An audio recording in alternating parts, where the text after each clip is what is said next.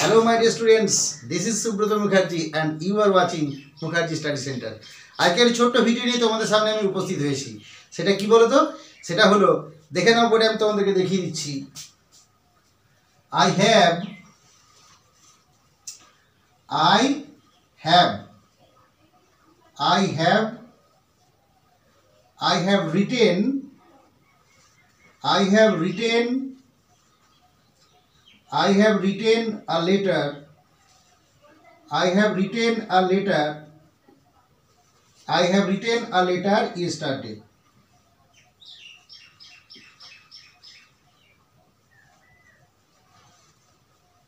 Full stop. কি বলে আমি কি লিখেছি দেখো, I have written a letter yesterday.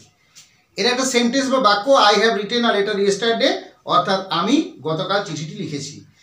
আমার প্রশ্ন হলো এখন এটা, এই বাক্যটির মধ্যে কি ভুল আছে আমি তোমাদেরকে দেখাচ্ছি, তোমরা দেখে নাও। দেখো এখানে হ্যাভ রিটেন করা আছে, অর্থাৎ হ্যাভ রিটেন অর্থে কি করা হয়েছে?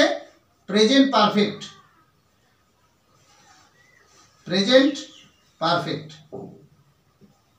Perfect tense.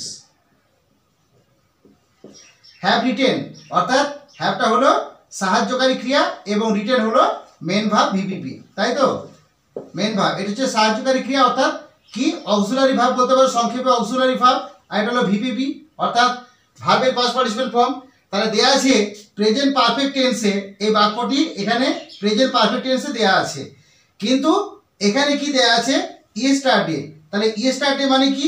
ইয়েস্টারডে মানে হলো, ইয়েস্টারডে মানে গতকাল। তাহলে গতকাল অর্থে কি হয়?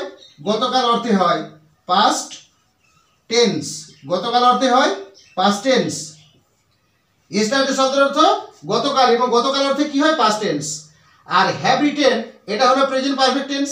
তাহলে ইয়েস্টারডে যেহেতু গতকাল বা পাস্ট টেন্সকে নির্দেশ করে, সুতরাং এই ক্ষেত্রে I have written a letter yesterday এই বাক্যটি কিন্তু ইংরেজি গ্রামারের সূত্র অনুসারে ভুল।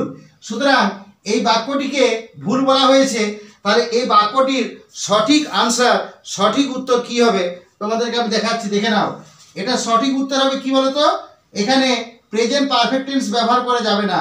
এটা উত্তরটা কি করতে হবে? I got a letter yesterday, yesterday, অর্থাৎ এর উত্তর হবে yesterday. I got a letter yesterday, অর্থাৎ একেও পাস্ট টেন্সে নিয়ে যেতে হবে, মানে বিশেষভাবে পাস্ট আইএনডি অর্থাৎ পাস্ট ইনডিফিনিট টেন্সে নিয়ে যেতে হবে। আর yesterday এমনি পাস্ট টেন্স হিসেবে বাক্যের মধ্যে ব্যবহৃত হয়, পাস্ট টেন্স হিসেবে বাক্যের মধ্যে ব্যবহৃত হয়। সুতরাং I have written a letter yesterday এই বাক্যটি ইংরেজি ব্যাকরণের সূত্র অনুযায়ী ভুল। তাই এই বাক্যটিকে সঠিকভাবে লিখতে গেলে কি লিখতে হবে? I got a letter yesterday, অর্থাৎ গট অর্থাৎ পাস্ট ইনডেফিনাইট এবং ইয়েস্টারডেও হলো যেহেতু পাস্ট টেন্স নির্দেশ করে, সুতরাং এখানে হ্যাভ রিটেনের পরিবর্তে অর্থাৎ প্রেজেন্ট পারফেক্ট টেন্সের পরিবর্তে এখানে পাস্ট ইনডেফিনাইট টেন্সে বাক্যটিকে লিখতে হবে। এটাই হলো এই I have written a letter yesterday এই বাক্যটি ভুল। তার পরিবর্তে কি লিখতে হবে? I got a letter yesterday, এবং এটি হলো বাক্যটি ঠিক। নিশ্চয় তোমরা বুঝতে পারলে। Thanks to all of you for watching my video.